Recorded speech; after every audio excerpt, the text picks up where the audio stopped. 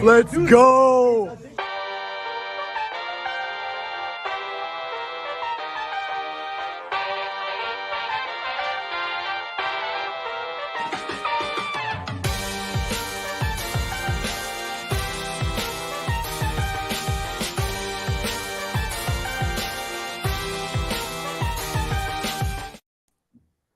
Hello and welcome to this edition of Fish Stripes Live, presented by Love Pop. That's LAPOP.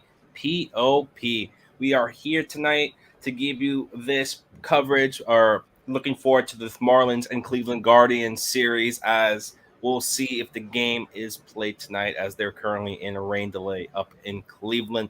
But before we get into that, let me introduce our roundtable for tonight's stream. Of course, we have Mr. Eli Sussman. We have intern Nick Tarak, and our guest tonight came at the very last minute. Savento Isaac, how is it going joining us today for your first time on stream? It's going well. Happy to be here. Happy to talk a little baseball. Hoping we get some play tonight. But good time to join. Better to talk good things about the team than when they're, it's September and they've lost 90 games already. So you gave him the Hispanic pronunciation there of seven. He said Savento. Oh, sorry, it wasn't like it wasn't on Sixto. Yeah, he's an amazing follow on Marlins Twitter. Mm-hmm. With the major league team and the prospects in a very thorough way. So I appreciate you coming on. He was on once with us last year as well. Appreciate you coming in at the last moment for this historic series, because this is the first time ever that the Marlins are playing the Guardians. I mean, the last time they played, it was 2019, so it was before the rebrand. There's another angle for it. Ooh, we'll get into that, but first let's talk a little bit about the series before that, this off day from yesterday, going up against the Giants, a 3-game stand, which the Marlins did take 2 of them. As you can see here, they're really great pitching performances, but that last game left a lot to be desired. I think the main takeaway for me is just how great AJ Puk has been for the Marlins. It looks like that he will be the closer. I know Skip mentioned him almost by committee. If they have a lefty, righty, they'll go Floro and whatnot, but it really looks like AJ Puk has taken up that role. Let me hear, Nick, what was your biggest takeaway from the series against the Giants? I was going to say, I know you just said AJ Puk. If you just look at kind of how we have the box scores up here, almost every inning after the starting pitcher comes out, at least there's pretty much zeros all across the board for the Giants, besides that 11 run in the 4 runs in the 11th inning. But besides that, the bullpen has just been lights out so far that whole series. They've just been phenomenal this year, just in general.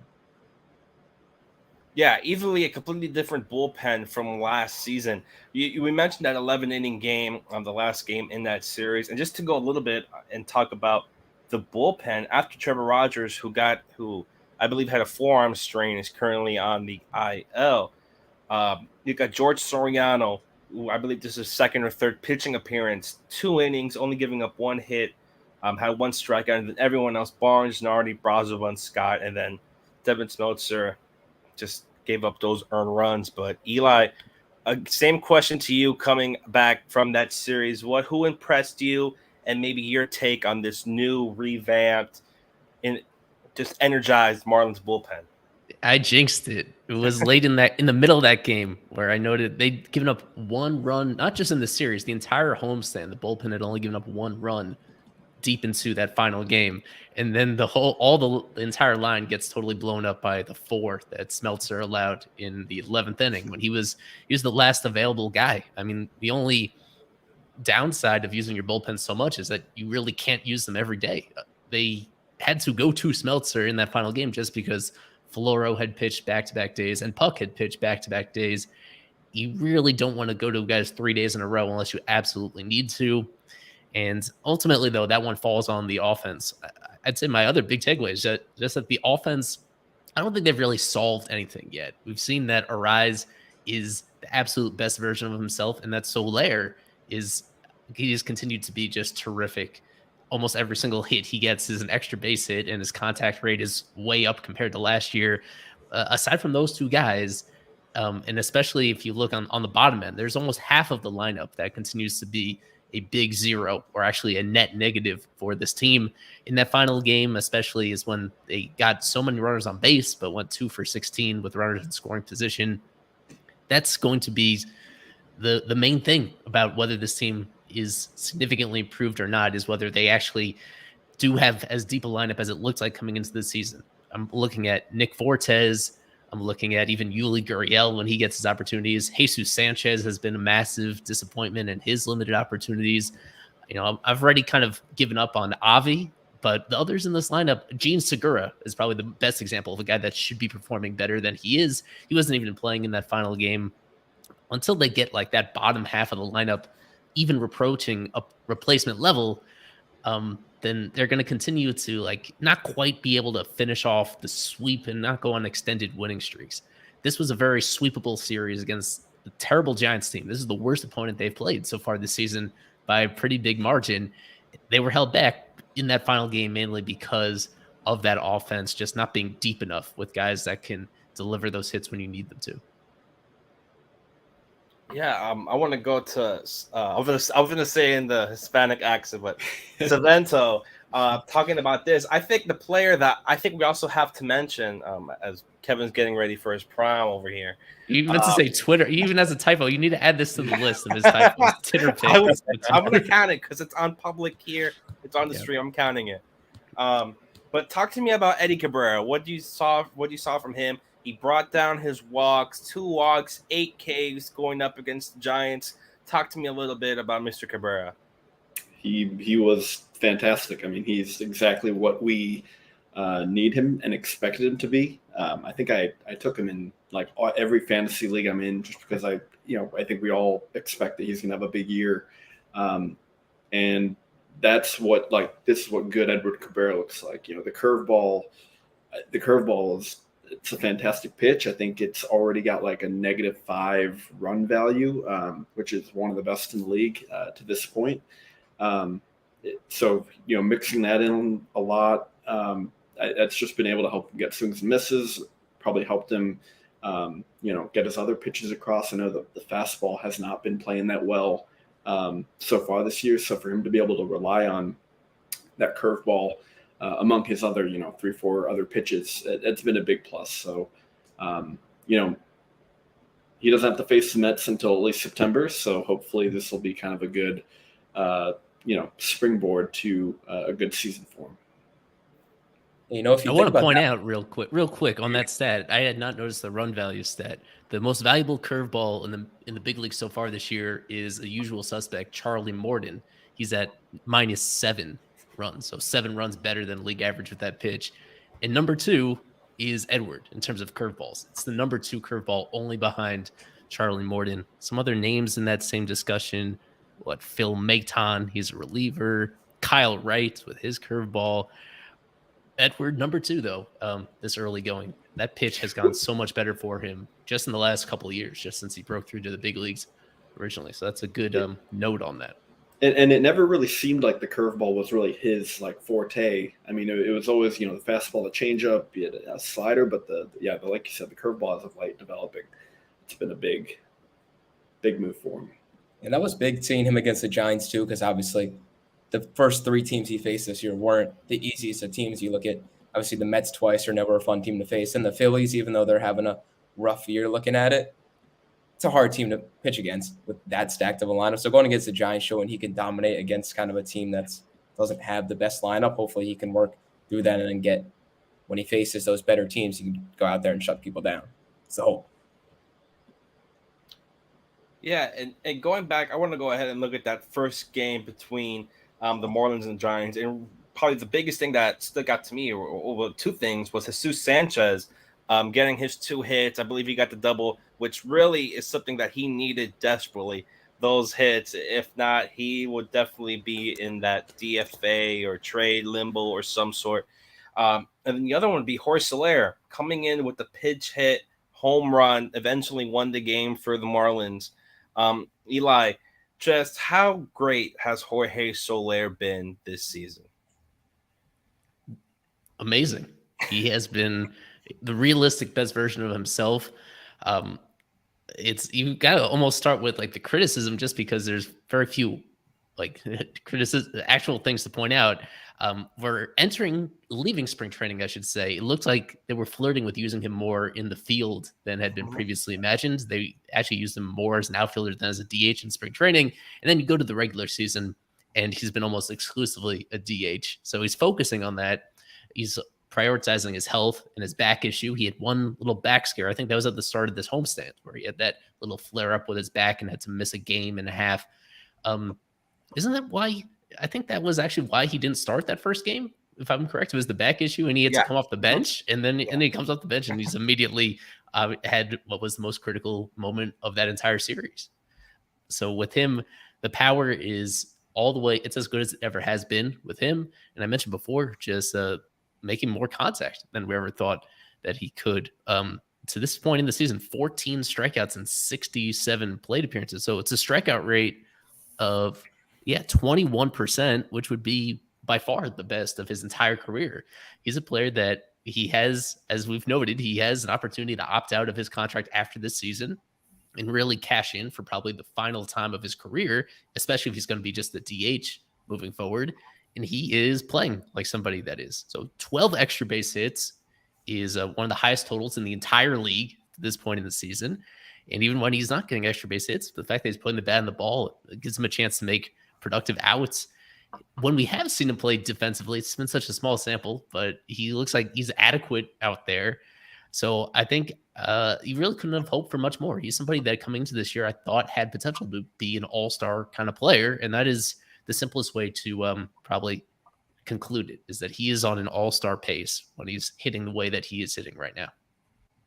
As we're now joined by Alex Carver. Alex, I wanted to get your take on one special, we could say, prospect young player that made his debut earlier this season for the Marlins. Kevin's favorite player of all time, George Soriano.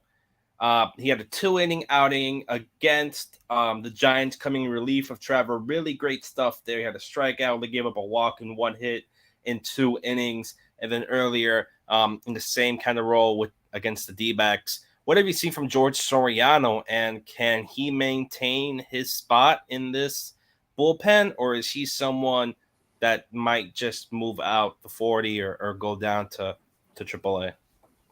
No, yeah, absolutely. He could definitely stick in the bullpen. Kevin's right to be high on him. I'm high on him as well. Have been for a bit. Slider is so good. Really, really good slider. Fastball, he can throw it up to like 96, 97. And then he's showing advancement with the changeup, which is his third pitch, which is also good. And they've used him when they've needed him in these 2-inning roles. You know, he comes in a pinch and he just gets the job done. I mean, this guy's good, man. So, yeah, it's a guy they're going to need innings from. A lot of these minor league guys, you could point to Simpson and Villalobos and all these other guys that they have. I think Villalobos is now gone. Pretty sure he left. But guys like that built up in the minors, they're going to need innings out of these guys, and Soriano is one of them. So, yeah, this guy's good, man. I really like his 3-pitch mix. I think he's definitely good, and he should stick around.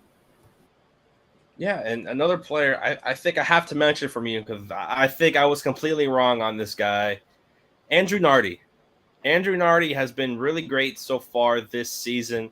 Almost the same question about Soriano, but this time Nardi.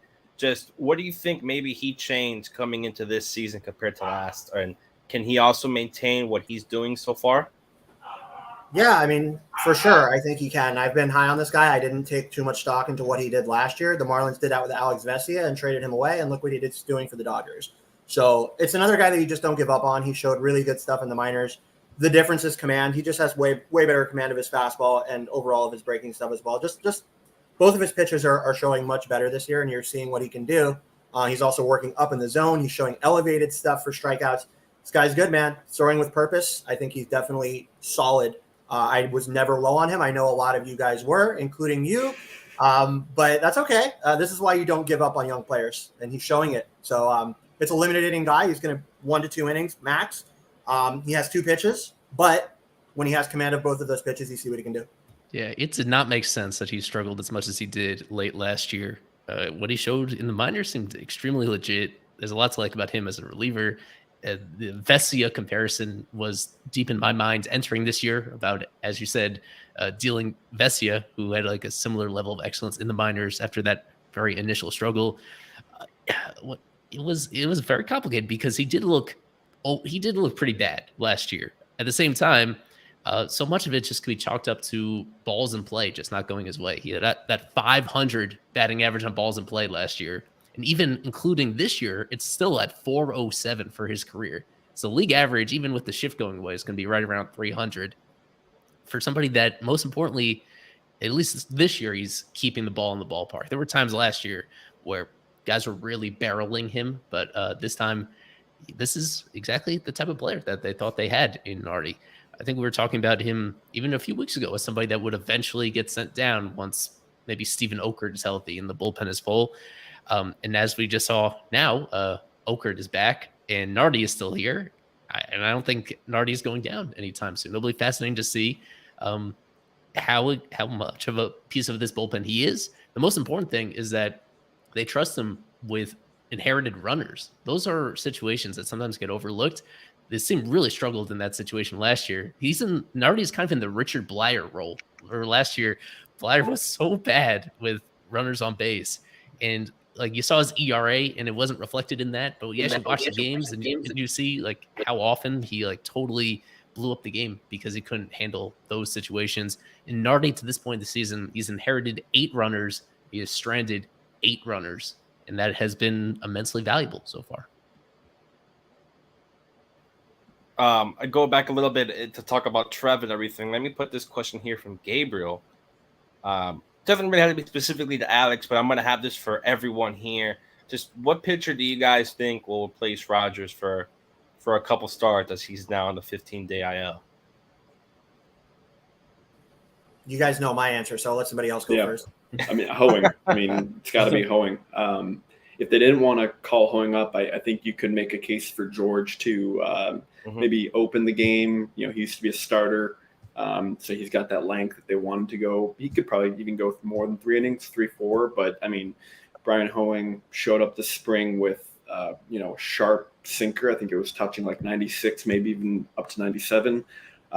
So far, AAA, he's been nails. So, I mean, it's got to be Hoeing. And you hope he kind of has that sort of rebound like Nardi did where, he had a cup of coffee in the league last year and it didn't go well. But, you think that with an offseason actually coming prepared this year to contribute at the major league level, he might bounce back a bit. Yeah, and you look at George Soriano, he's kind of already been in that role now. Or you look at in the regular season, 3 innings against Arizona, 2 innings against the Giants. So they already do entrust him in that role to he can go and eat innings and go longer. So I think I have to go with Kevin and everyone there saying that George Soriano would look like the ideal opener since they already have him using it in that role in terms of getting innings and everything like that. But again, let me ask you guys with Trevor on the IL, just what do you think this means for him? Just the way that it's kind of been going for Trevor for the last year and a half, just missing things. Now he has this injury. Do you think we'll ever see that Trevor again that was an all-star? Well, let me pull up something pretty quickly.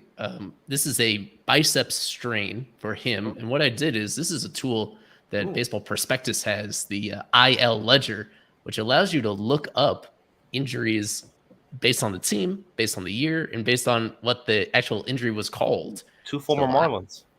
This is from last year in 2022. There was only one guy that had a bicep strain. I searched very in particular for it. But if you go back to 2021, as you said, a couple familiar faces, and 3 of them pitchers. So the Miggy Cabrera one probably isn't like a comparable issue here because of obvious differences. But these other guys that were all relievers. And Jake Cousins, it was pretty close to a minimum stint for him before he came back. Kenyon Middleton, he's had a bunch of arm injuries in recent years. I remember when he originally came up and he was like a pretty dynamic reliever 5 years ago, but he has barely done much since. And then, right, as you mentioned, familiar face, AJ Puck, when he debuted in 2019 with the A's. What was it? I need to double check that. I think that's correct. But he barely pitched until 2022 because he continued to deal with injuries. And one of that was a bicep strain for him. So I think this would be sort of a worst case scenario for Trevor, where he missed close to 2 months, 51 days because of a biceps issue. They haven't really been clear about what the severity of this strain is because there are several different levels to it. But even Trevor seemed to acknowledge that they need to just rest. You need time. You need to stop throwing for a period of time to allow it to recover. And then you have to build up again. So the difference between him and Puck is, well, Puck was just a reliever, and Trevor has to build up to being a starter all over again. I think it's clear that this is going to be more than 15 days. They said it. They're going to like keep all doors open to see how he responds to it. But the Marlins need to actually fill the spot with somebody that they trust, or the best possible solution. They need to approach this as if it's going to be a significant absence for Trevor, even if it doesn't affect the longevity of his career, even if it's not like a serious concern once it's over with. I imagine that they're going to be relatively cautious with this one. Plan on whether it's Hoeing or somebody else, but I think I'm aligned with most people that I think Hoeing is going to get the first shot at this. He's going to get an extended opportunity, I think. And that's even assuming that everybody else in this rotation stays healthy, which unfortunately you can't. Yeah, I think it gets hard now trying to pick a replacement because it's not – the Marlins definitely don't have an easy schedule coming up as we finish off kind of April going to May. They got Atlanta twice going after Cleveland, 4 games versus Atlanta, then Chicago, then Atlanta again. So whoever does come in, whether it's most likely Hoeing, it's going to be – you're not going against, I don't know, an easy team that's not going to – bring you a challenge, really. Atlanta's a good team. Chicago's brought on a lot of signings, bringing Dansby and Bellinger, and just whoop the Dodgers today. So that's definitely not an easy team to play. So it'll be difficult, whoever does come up. Yeah, I just looked up for the first time. I want to note just how good the Cubs are. I don't know if people realize like how dominant really they've great been tonight to this point. So the way that this Marlins schedule has unfolded, aside from that brief break against the Giants, this is one of the tougher schedules in all of baseball through these first few weeks of the season. Yeah, I do not want to face the Cubs at all, especially after what they did to the Dodgers today. Yeah, you see the stat on the bottom of the screen, just to comment really quick from Isaac on Hoeing. This guy is redefined as a pitcher, pretty much. Savento said about his increased velocity in spring training, which was a topic of conversation between us and a couple of other media members. Noah was included in that conversation. So yeah, it's just a guy that kind of has reinvented himself as a pitcher. He's normally was normally that ground ball only. Would rarely strike a guy out. The guy's already got 20 strikeouts this year and has only walked 2 guys. You can point to the increased velo for that. He also has that really good sinker that he's now showing like out of the strike zone for strikes. So I think he's getting better as a pitcher. He still has 2 option years left. Not a guy that you look at and say, okay, this guy's going to be an ace, but definitely a guy they can call up in a situation like this when they need help. So definitely would point to him as the guy, and exciting to see that, this guy that nobody thought was too much of a prospect is now turning into something a little bit better. So that's what you like to see out of a guy that's his age and still improving, which is really good. Like him a lot. You guys know I'm really high on that guy because he's that underdog guy that nobody ever thinks about. And I like guys like that. So yeah, I like Hoeing. I hope he gets this chance. He deserves it. For Trevor, man, it's just injury history, man. The guy has trouble staying healthy. He's dealt with a back. He's dealt with a lat. Now he has this. So, I mean, for a guy that doesn't seemingly throw with a ton of effort, I don't think, seems pretty free and easy on the mound, and he has all these injury problems. It's just unfortunate. But I hope you're right, Danny, and I hope that he can get back to what we saw when he made that All-Star team, because that's Trevor at his best. So hopefully he gets better soon. He comes back better. Yeah, and with that, I think we should go in a little bit and talk more about the hitting side of this team. We've mentioned guys like Jorge Soler. Everyone knows Luis Arias. But I want to go ahead and talk about Jazz for a bit.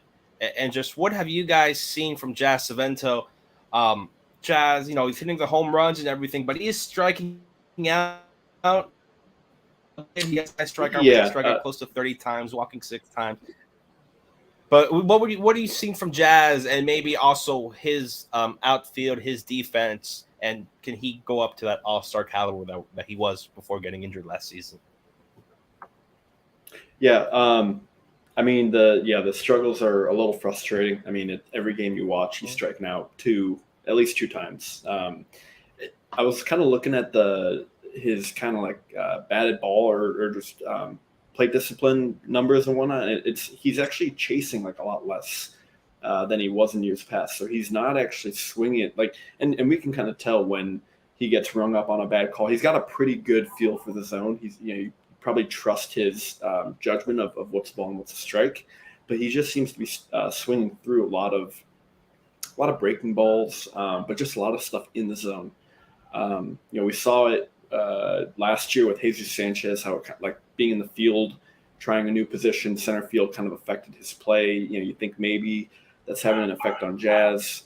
He's played a great center field lately, but it just seems like he's going, 1 for 4 with either a single or a home run with 3 strikeouts. And so you kind of hope he levels out. But, it's good to see the team not sacrificing too much while he's struggling. He's not playing at peak Jazz yet. They're still putting up hits, getting some runs. So if he's going to struggle, at least they can maintain some offensive proficiency until he gets to that level, and then hopefully he arrives soon to help carry the team. Been pretty fortunate as well to do even what he's done at the plate, hitting 235 with a 297 on base percentage. He has a 361 BABIP. So, even what he's done at the plate, where I don't think the consistency of context is that good. Yeah, he has 3 home runs, which is great. He hit a home run in a big spot, which is awesome. But yeah, I do think what Savento said is true, that learning a new position like this, it's going to wear on, the rest of your game. And I think that's what we're seeing with Jazz. I think he's a little frustrated. And even what he has done so far, I think he's been very fortunate to do it. So it's something to watch. Not that we're out on Jazz or anything. I don't think anybody's saying that, but still very early. He's still getting his full footing down at this brand new position and been doing okay. I think I agree with Savento on that as well. But yeah, if and when the numbers even out and he stays at this level of production, it could get even worse, and that's concerning. So hopefully he figured it out. We just got now word that tonight's game has been postponed, so the Marlins will play a doubleheader tomorrow. Game 1 is 3:10. I'm reading this from Jordan McPherson. So you know what that means. That means we can go a little longer with this stream. Anything you guys want to talk about in the comments, questions, everything. We're going to talk everything from Yuli Gurriel to Derek Jeter on this stream. But I did want to mention, maybe just to Eli and to everyone, what are your guys' thoughts on Garrett Hampson? Because I'm watching him play, watching him in his defense and everything, and I don't know why I'm kind of liking him. I don't know why. He has a high OPS. Or I don't know. Am I crazy for even thinking of Garrett Hampson at this moment? Yeah. Yeah. Every at bat looks non-competitive. He gets a hit every now and then, but he swings through so much. Let me see if I can get the graphic up here. I got a lot of likes on Instagram for just posting the fact that he's 4th on the team in WRC plus at this point. He's a slightly above average hitter to this point in the season. That's more than I expected in any little sample of time, but just from watching him play, it's not sustainable to me. Just everything about his presence in the box. He doesn't really do much good over there. And I thought one of the aspects of signing him and him having value to the team was that they would trust him to play some center field. And let me just double check how much center field he's played to this point in the season. Was it only like 1 game? For the most part, it's been 3 innings. He's played 3 innings in center field to spell Jazz out there. But otherwise, it's been shortstop and second base. So I thought a lot of his value would come just with the defensive, being able to play 2 premium positions in shortstop and center field, and they're not even like valuing him in that aspect. So he's harmless if he's at the very end of your bench. And so at this point, he is at the end of the bench. So he's harmless, I should say. It's just that there's going to reach a point later in the year where they have all these infielders that they invested quite a bit to acquire, whether it's Jacob Amaya or Jordan Groshans, Xavier Edwards. You hope that one of those three really breaks out and forces the issue to come up to the majors. And at that point, I can't imagine them being blocked for somebody like Hampson. So in the meantime, it's harmless, as I said. It's harmless if he's only starting one game a week and he's contributing elsewhere as a pinch runner. Overall, my expectations for him have not changed. They're still pretty low. Yeah, I played a long time in Colorado and did next to nothing. So, basically played like a full season in 2021, right? With Colorado. 147 games and did nothing in that park. I would limit my expectations for his ability, especially in a new league in this park and everything else that goes into it. He's a replacement level guy, if that, maybe a little less. But I think, like Eli said, there's no real harm in having him here because he has positional flexibility. He's pretty fast. I could just provide you with at bats, I guess, at the end of your bench. So I don't think it's too bad. I would like to see other guys here over him. I know Kevin mentioned Iglesias. I'm not talking about him. I'm talking about other minor league guys. But I would like to see other guys here. But for Hampson, it's fine. It is what it is. And with that, we're going to go ahead to our little ad break. And after this ad break, we'll go ahead. Maybe we'll look at the lineups that we could have seen tonight. Check that out. Talk about Cleveland, one of the best hitting teams so far this season, and the upcoming matchup of the weekend, Shane Bieber versus Sandy Alcantara. Stay tuned.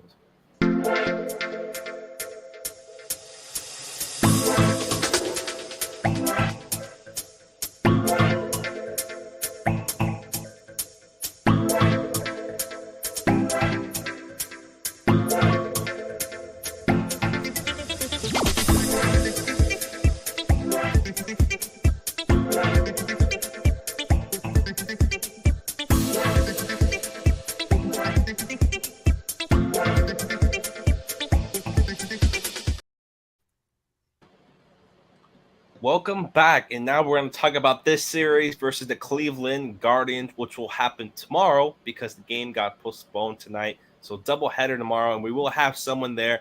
Grant Kiefer making his season debut. We'll be covering, I believe, both games, Eli, or will he just be doing one of the night ones? Because of the change of events, he might cover all three now. He's going down there tomorrow. What time was it originally scheduled for tomorrow? I'll have to look that up. Probably maybe 6 or something. It was originally scheduled for 6, right? Yeah. And now they're essentially putting the first game right before that. We'll see. We'll find out with him. But I guess selfishly, this works out all right, and that you didn't miss anything with the series opener. And we'll see whether all these pitching matchups hold up as well with this series. That just frees all of you guys up to watch Patrick Monteverde for the Pensacola Blue Line. Monteverde. Yep. Today's Monteverde down in Double-A Pensacola. He's been fantastic. But for this, it's a battle of both teams. They're both 10-9. The Guardians second place in their division. Let me give you some stats. I was just looking up real quick on the Guardians. They're first in on-base percentage, second in batting average, third in hits, fourth in runs scored.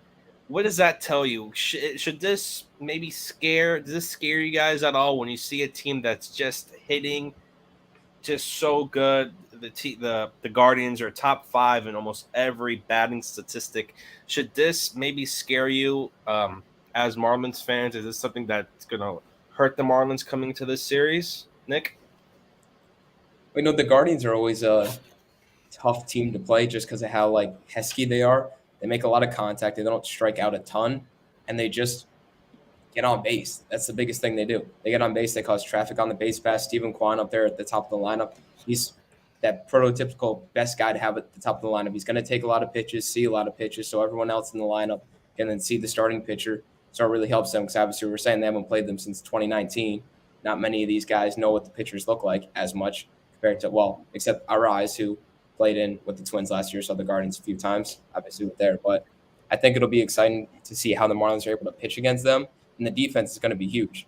We're going to need the whole defense to make plays because if you're not going to make plays against the Guardians, you're really going to get in trouble just because of how much chaos they can really create on the base pass. So Jazz in center has been playing better recently in the outfield, which is good. You can see how athletic he looks out there. So if he's able to get good jumps, stay strong in the outfield, I think it'll go good for the Marlins right now if they can shut them down hitting. Yeah, just looking at the roster, just guy after guy, all-star. Stephen Kwan, who was Rookie of the Year contender last season. Jose J. Ram, Andres Jimenez, Josh Bell, who the Marlins have seen a lot over the years. But Mike Zunino, Josh Naylor, Miles Straw, Savento. When you're looking at this Guardians roster, this Guardians lineup, are there any players that maybe Marlins fans should know the name of going into this series? Ooh, I don't think I'm too well versed on players that are not too well known. One would be our old friend Josh Naylor, who he actually is. I think is pretty bad against left-handed pitching. I think I saw someone saying that he should basically just not play against left-handers. So that should bode well for the Marlins going with Braxton and Luzardo with Sandy sandwiched between. So I think Ramirez and Naylor both kind of struggle against left-handed pitching, like the great Peter Pratt mentioned on Locked On Marlins today. And so I think that should bode well for the Marlins to get two plus matchups there. And then you have the Sandy matchup, which now after a couple bad starts, you think he'd be pretty locked in. Yeah, as we got here the lineups, Eli, we finally got the red blue lineups. Yeah, there's finally enough data for most players. So a couple that don't for the Marlins side, I touched on it before with like the struggles in the bottom half of the lineup. You don't see anything for Jesus and you don't see anything for Fortes, and that's just because they're not playing enough to qualify. If they did, you'd see a whole lot of ice blue in their spots as well.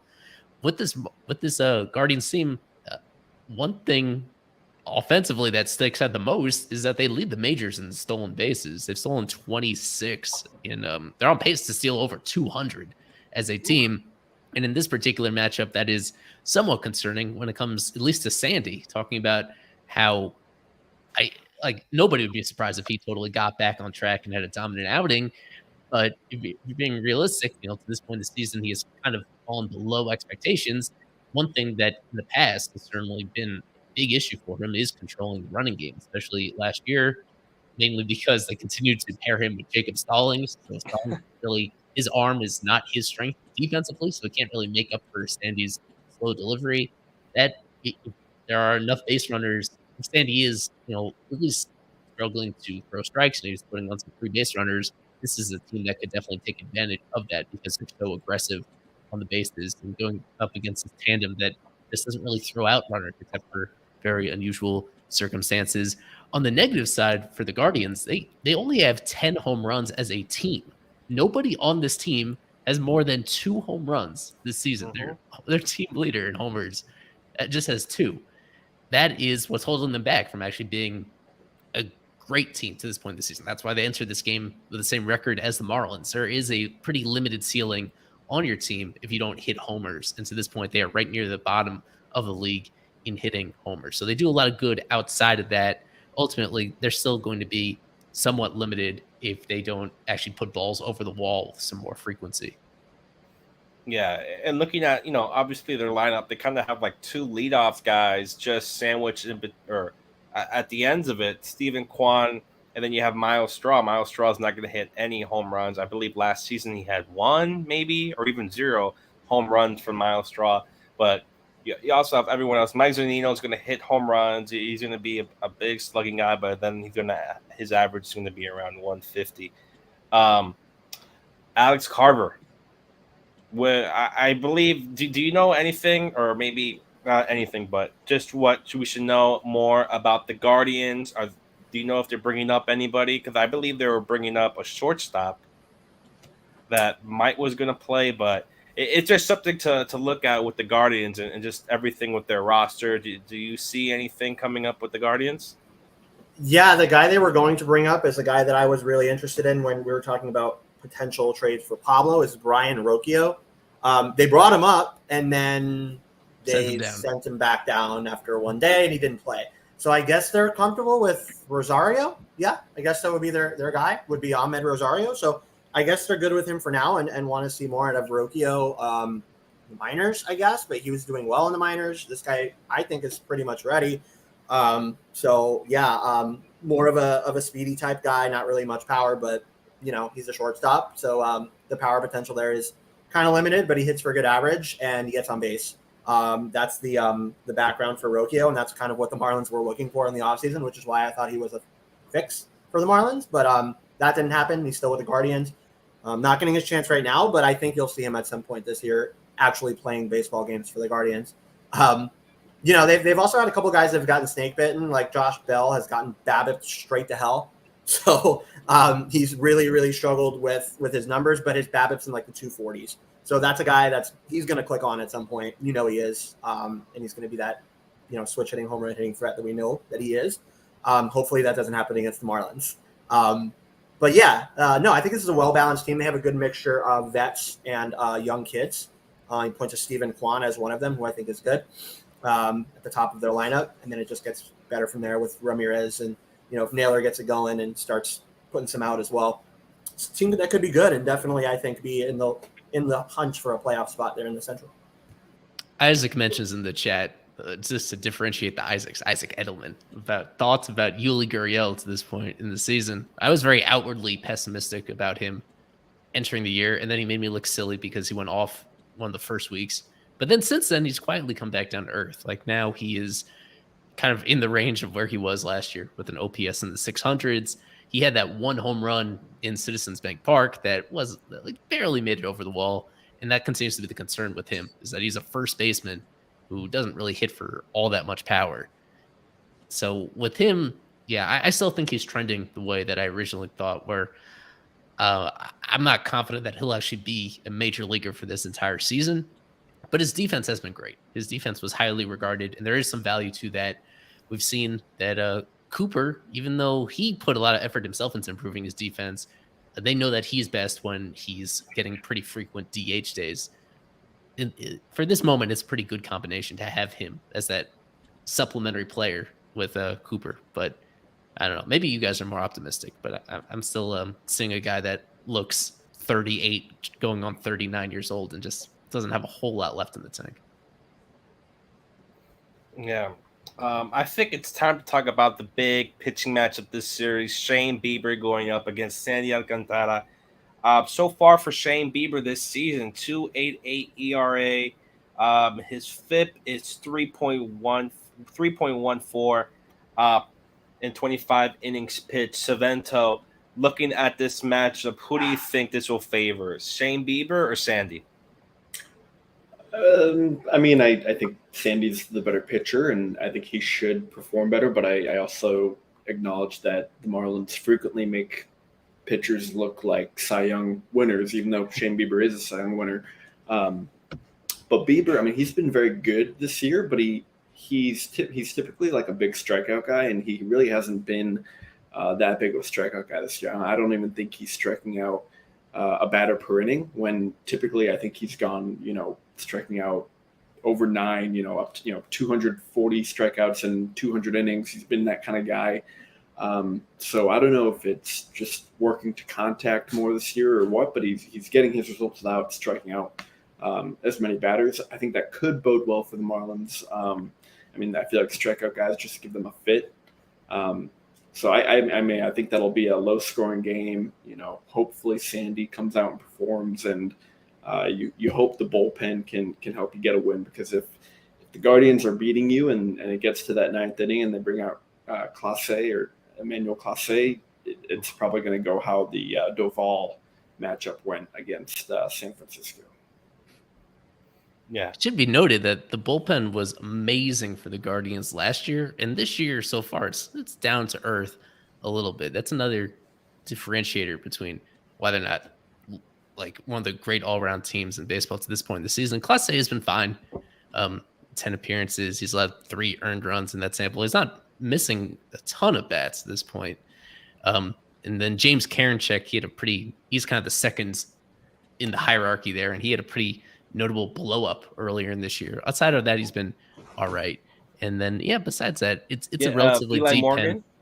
Eli Morgan, to this point, has been, wow, yeah, still hasn't allowed just one unearned run in 8 in the third innings.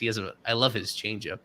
That is, he has one of the bigger gaps between his fastball velo and his changeup, where it just looks, it is really hard for hitters when he's throwing that for strikes.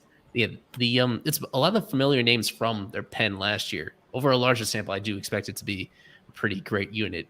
At this moment, it's been fine, but nothing that terrifies you. They're not clicking on all cylinders quite yet in that regard. Yeah, and we went back to that lineup. I believe there was Jesus Sanchez in it, not Avi. Again, with Jesus Sanchez, someone that the Marlins might be looking to trade or DFA or some sort. Nick, when you see Jesus Sanchez there, do you think he is able to maybe come out and really show what he has in I don't say in the tank, but live up to the potential that we all know he does have? Right now, I mean, he hasn't shown anything much this season. That's the biggest problem. And if you have Soler doing so good, playing right field right now, or DH, depending on where you decide to put him, it's going to be a tough spot for him to find a spot really in the outfield or a spot to play, especially if Ryan De La Cruz can kind of keep going. He had some big games against the Mets, that one big game. So if he can get something going, it's going to be hard for Jesus to really find a spot on this team. And if some minor league guys start doing good, it's going to turn into a spot of there's no room for somebody out there. And I would imagine the Marlins still want to, I know we talked about Avisail Garcia already, on how if they want to give him that one more, just give it a try and see what they want to do with him before they figure out that cash situation. So I think we just have a lot of guys in the outfield especially that are just question marks, that it's a big question mark of what do we do with him right now. I think that's the toughest spot the Marlins are in right now. Yeah, same question to you, Alex. Jesus Sanchez, what do you see from him? Can the Marlins get anything if they decide to trade him? I don't think so. Honestly, I don't think it would be much of a return for this guy. He just continues to do the same things, man, and it's very discouraging because through his minor league career, he did show improvement year to year when he was in the minors. He showed that he could go to more often to the rest of the field rather than just pull side. And then he came up to the majors, and his biggest issue, and it remains to be his issue, is that when guys bust him inside, especially up, he cannot touch the ball. So there's a hole. Guys are exploiting that in Major League Baseball like they're supposed to do, and he's not catching up to it. So, yeah, he's got all the power in the world, man, but if you can't catch up to the baseball, you're going to wind up with a 3 WRC+, which is where he's at right now.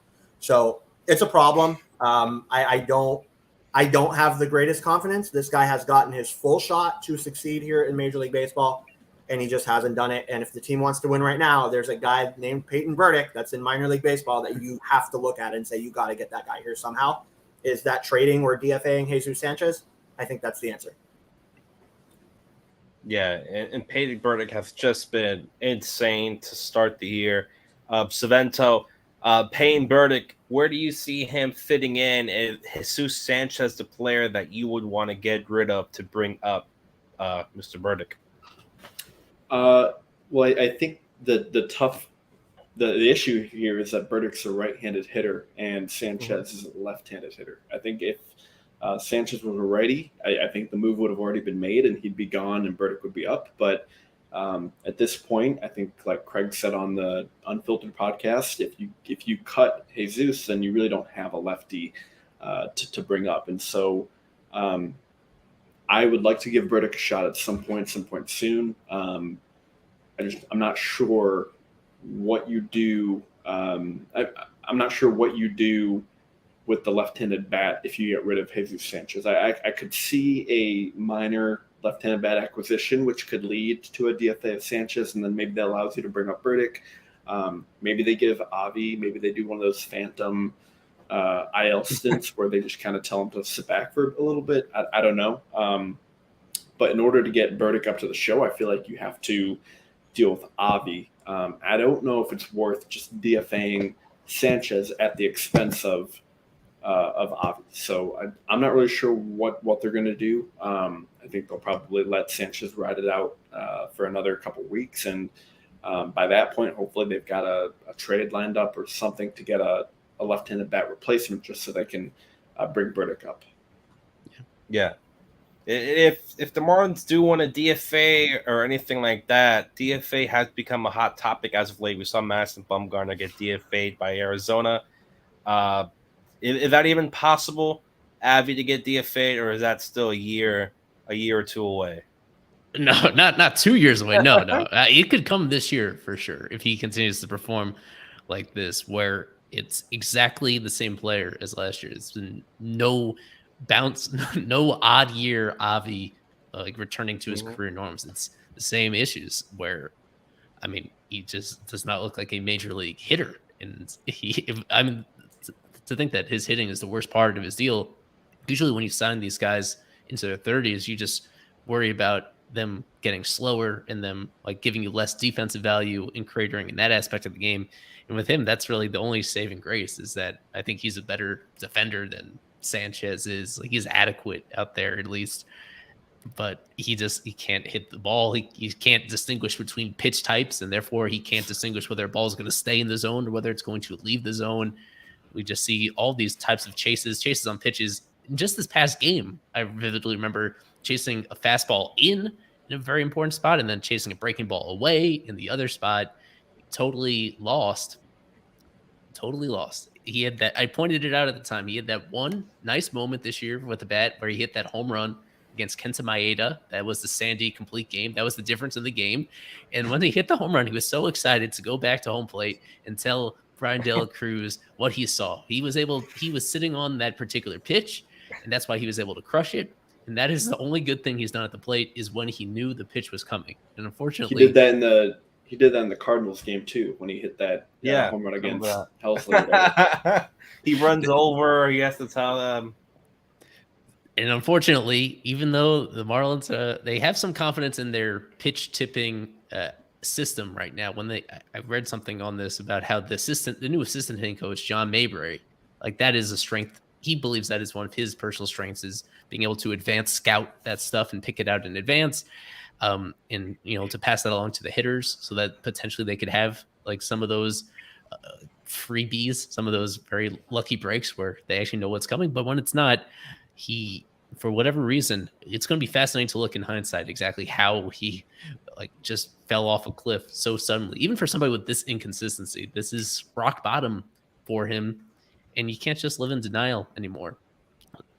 Having just seen the Madison Bumgarner situation for a team that is in the Diamondbacks in a similar payroll range as the Marlins, where they really don't want to have, they're really reluctant to have any dead money to like accept a sunk cost for the same reasons that the Marlins are. They were willing to get rid of Mad Bum just because they felt their team was close enough competitively that they just turn it over to the young guys that they are sure are going to be an upgrade over Mad Bum. In the Marlins case, it's a little bit more complicated just because I don't know if they're quite as close to being a contender as the Diamondbacks are. I don't know if this is the year where there's total urgency, where you feel like there's a clear path to the playoffs. I think that would kind of determine exactly how long the leash is on Avi, is whether they think picking up a couple extra wins is going to be the difference between reaching the postseason and not. And if they feel it is, then you need to pull the trigger early enough in the season in order to make up a couple of those wins. Yeah, without it is a tricky spot because, as mentioned again, reminding everybody on Unfiltered, as Mitch pointed out, this is Kim Ng's last year of her deal. She's not currently signed to be the GM beyond this current season. And naturally, the assumption is that her status is going to be tied to the team's performance this year, given how many chips they've pushed into the present in order to improve over where they were last year. It's just, we don't really know exactly what the threshold is for her to accomplish her goals, for her to keep Bruce Sherman happy, for everybody to feel, they have been kind of vague about exactly what the objective is for this year. But to have any chance, I think, of like sneaking into the postseason, they should look at cutting ties with Avi very soon, just because I don't see this really turning the corner in a meaningful way. They've spent a lot of time like acquiring these other outfielders in their system. And I guess Burdick is the one guy that I feel has nothing left to develop down there. It's time for him to sink or swim. So I'd like to see him get a shot in the very near term future, unless Avi suddenly like turns it around, figures something out. There's just nothing different, right? And like we all saw what he did in the offseason. I know Isaac reported it when he was at the Thanksgiving drive that he looks great and everything, and he does look way better physically. But when he plays baseball, he just shows next to nothing. There's just like you said, chases pitches all over the place. 25 WRC plus. I really think that he's pretty much, this is it for him. I don't see anything left in him. He's fast in the outfield, surprisingly enough, but he just can't do it at the plate anymore. And it sucks because, they still have this contract and they owe him all this money, and who's going to want him. And there's all these questions that go into it, but there can't be any more, it's just bad luck that he got injured. No, the guy can't play baseball anymore at this stage in his career. He's not working here. So something's got to change. I think we're all on board with that, but the tricky part is, how do you make that change? So I guess that's maybe a conversation for a different show, but there's a lot of variables that go into place. You can't just cut the guy loose and give up all that cash. So there's things that go into play there that they're going to have to figure out, but I don't disagree at all. I don't see much in him at all. Yeah. I think the positive thing is, when you think about going into this stretch, I know we were talking about earlier how difficult the Marlins schedule is. If they don't turn out to do so great in this long stretch of, they go Atlanta, Chicago, then Arizona, that's a tough stretch of games when you think about it. So then if they don't turn out as a team to do that great there, it makes it easier to just say, well, I don't know how the team's going to do. Avi can just cut him. And then honestly, after that, looking at the schedule, it gets a lot easier for the next couple of games. So if you bring up a guy like Burdick, it makes it easier for him going into it against some rougher teams, because after Arizona, they go play Cincinnati, then Washington. So it makes his life a little easier for a younger guy to go in against those two teams, be easier for him. Yeah. And he's from Ohio too, so that would be cool for him. I should note really quickly that, as Jordan McPherson sends out, there has been, with the doubleheader tomorrow, Sandy was supposed to pitch on Saturday, and it seems like that is not happening, where Braxton Garrett will pitch the night game, and they haven't even announced, it's still TV announced exactly what they're doing in the first game of the double headers. So I'd assume Sandy, I'd assume Sandy is pushed back to Sunday. And then on Saturday, they could do a variety of different things. And with the double header, don't they get another player? Isn't there an extra player? They do have an extra player, and they just had an off day. Now they've had a double off day. So they could go in a lot of different directions here. In terms of who they would potentially, if they were going to call up an extra arm, though, they would need to create space on the 40-man roster at this point, because let me double check. I think just about every available pitcher that can pitch right now who's on the 40-man is already in the majors or on the IL at this point, which means so we'll see exactly what they do for that extra spot, but this obviously shifts things around quite a bit. So I wouldn't blame anybody for changing or modifying their whatever prediction they had in mind. I wouldn't blame them for shifting things around, considering how complicated the rain makes all this. While you're looking at that, I think we have to give flowers to one specific player on the Marlins who has been playing out of his mind as of late, and that's Garrett Cooper. 313, 845 OPS. He is playing like he needs this first base job. He's playing like he knows someone is breathing down his neck.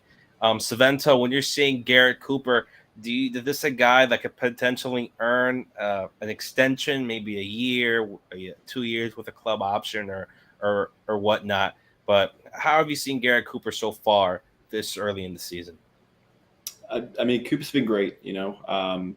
He's been a solid contributor, which at this point you can take as many of those as you can get. With his age, I think it makes sense from a Marlins perspective, not necessarily to go with try to extend him, for a few years out. But I think Craig mentioned yesterday, offering the qualifying offer is something that would make sense, where you're giving him the opportunity to make a lot of money in 1 year, and so it's something he would maybe even accept. And if he doesn't and he goes elsewhere, you get a draft pick back. It would probably be maybe a 4th round pick, depending on what the money compensation he would get in free agency would be. But I think it would make sense to keep Coop on kind of like a year by year or maybe a multi 2-year basis, just because stability at the first base position. It's nice. Something that's good to have, and something that they don't really have clearly in the minors. I think you've got like Herrera Encarnacion or Troy Johnson, or guys who maybe could be your first baseman next year, but until someone really steps up, I think Coop is a good player to have, and maybe just kind of keep going on a year-by-year basis, which the qualifying offer would do. I have to quickly say that I respectfully disagree with Craig's valuing of Cooper at this point. Just so people understand. It'd be like 19 million. It was 19.5 million last year for the qualifying offer. That's probably going to go up. It generally goes up incrementally after it started. It used to be like 13 million, and it goes up like $500,000 every year just because salaries are getting higher. So yeah, for a player that is going to be 33 next year, he's just the type of player that generally the free agent market doesn't value super highly, even if he is extremely important to this team. And for somebody that, unfortunately, we just know his injury history, how random it may be, one way or another. You don't necessarily have to like accuse him of being injury prone or anything like that. There's no doubt been some like poor luck, but those injuries happened. Those are wear and tear to his body that he has suffered in some very unusual ways. It doesn't get easier to like stay on the field as you get older. As I noted, they're already being pretty generous with his DH days, understanding that anything they could do to keep him off his feet is very important. He is an immensely important hitter. It's just the other aspects around that there's a lot of risk involved with it. So it's all about the market and how the market values him. I do think he would be a great fit for the team next year and even potentially beyond that. I just don't think they'd have to pay anything close to a qualifying offer to keep him around. He's in that interesting in-between spot where he will be relatively expensive by Marlins standards moving forward. But so much of it is just going to come down to whether he stays healthy. I've said this before, whether he stays healthy and also how much he continues to actually hit balls over the wall at this pace. For his career, he's been, for the most part, a hit guy over a power guy, very rarely doing both at the same time. To this point in the season, he is doing a lot of both, and that's why he's been so valuable. Let's see if he continues doing that for the next 5+ months. And if he does, then that's going to make a big positive difference to the team. And that's going to be a very good problem to have moving forward. If he really entrenches himself as an above average first baseman for an entire season, for a player that's had issues with durability and consistency, as deep into his career as he already is, there's still a lot for him to prove this particular year. So a good start for it. I'm not totally sold on this being a career version of Coop until he sustains it. Yeah. Eli, do you want to go into series predictions or do you want to take fan questions? I'm give you the floor. Yeah, well, we've already been over an hour. I'm glad our audience is about as big now as it has been at any point. Let me see if there's anything that we haven't really gotten to that we should. Yeah, a lot of people are big fans of Burdick coming up relatively soon, and I understand why. It's an interesting point. I think this came off after we stopped recording with Craig last night on Unfiltered. So I'll plug it again just to mention that Fish Stripes Unfiltered is on our YouTube channel. In case you didn't see it already, you can rewatch it in its entirety here or listen to it on our podcast feed. What I was talking about separately, Craig, is that Burdick is, even though he's been so productive, he is striking out at a crazy rate. And a reason for that is, I think, the influence of the new hitting coach, Brant Brown. So Burdick was in spring training, and one thing that I think he took away from Brant Brown is understanding what his pitches are and what pitches he should focus on and attack, and understanding what pitches he really can't do much with. So in watching him play this year, it is noticeable how many pitches on the outer part of the plate he just takes and shows no interest in, even when he's in a 2-strike count. I've seen like several situations where he just not happily, but where he strikes out on pitches that get the outside corner of the plate, and doesn't really think about those just because he has adapted his mindset to just focus on pitches that are middle in for the most part, pulling those balls over the wall. So he is a player that, as confident as I am in a lot of his tools, I think there's going to be limitations with putting balls in play and the batting average in general, just because he knows his weaknesses and he's doing the best he can with who he is as a player. But he's not going to solve all their problems, and he's not a guarantee to stick just because he definitely has that deficiency on the outer part of the plate. Yeah, and before we get into our series predictions, let me answer this from Anthony Stevens. This is specifically for Alex Carver. Mr. Jacob Berry, is he our future first baseman? I would say that's his position of the future. Yes, I would agree with that sentiment. I don't see him sticking at third base. He's not been good there. His arm is very well below replacement level. His range is actually okay from what I've seen, but not great. I don't love the mobility. I really don't like the arm. I believe that he will go to a lesser demanding defensive position, such as maybe left field or first base is what I would say it holds in the future for Barry. I've also seen him carry a first base glove around camp a couple of times, so I know he's been working out there as well. So he's gotten time there too, and they've taken a look. So I agree with this. I definitely agree that he is not a third baseman of the future. I think he may go to left field or first base. Yeah. And with that, I think it's a perfect opportunity now to go into our series predictions. And with this, you can go as long as you want. There is no game currently on. We can go until tomorrow if we want. But for those of you who may be new, for predictions, we're going to give how many games the Marlins win. So let's say Marlins sweep. And then you also have to give your MVP. Can either be from the Marlins, could be from the Guardians, a pitcher, a batter. Does not matter. And we're going to start with Mr. Alex. So, Alex, your series prediction. Well, we should start with the video, of course. Video first. This is prediction time. It's time. What was that? Kevin, I pressed the wrong button. Kevin and Isaac appearance. What the heck? If you want to hear the intro, I reworked the unfiltered intro with new music, and everybody was very happy with that. It sounded pretty high tech. Yeah, if you want to hear it, we have time. So 19 seconds.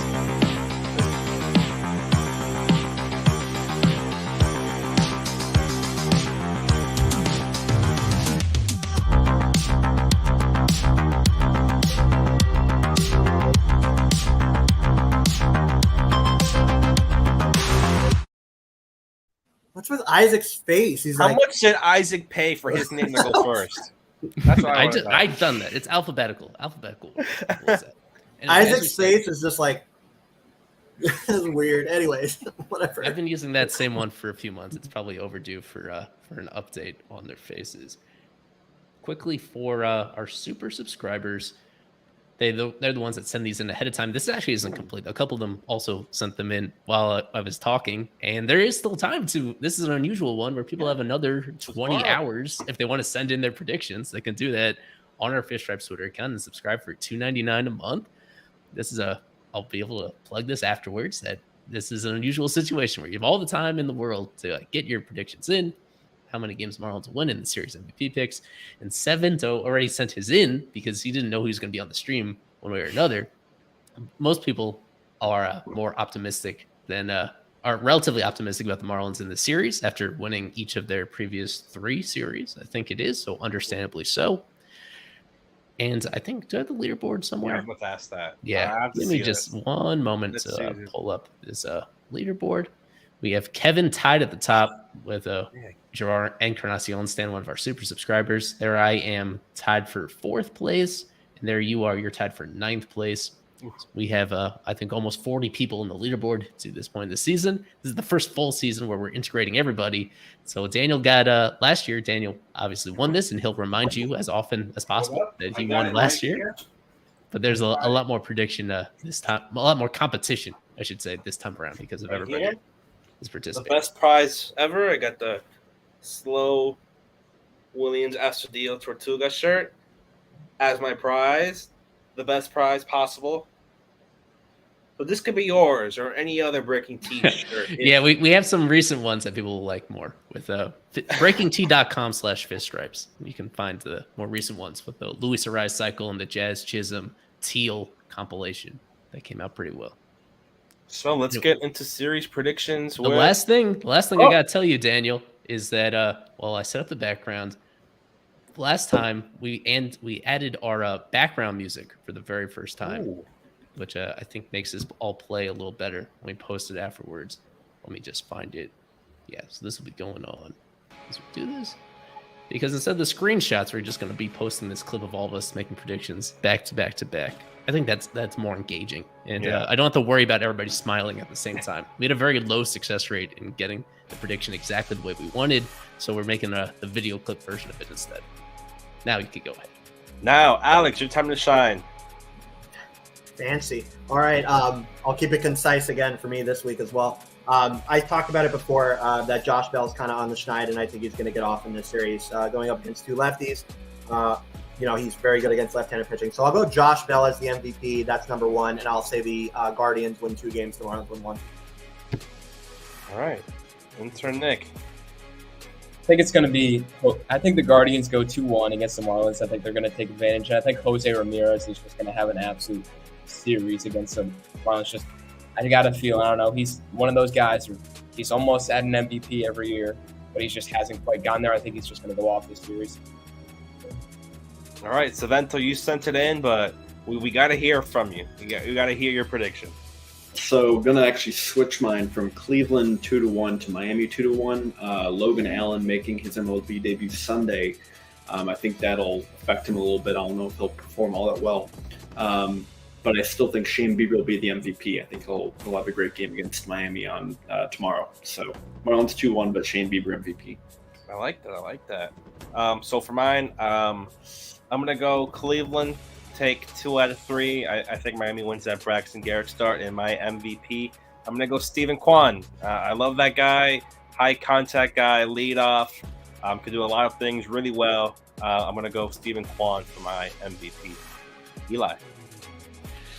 I'm going to go out on a limb and say that the Guardians sweep this series, winning all 3. Even it's hard to sweep a doubleheader on its own, much less all 3 games.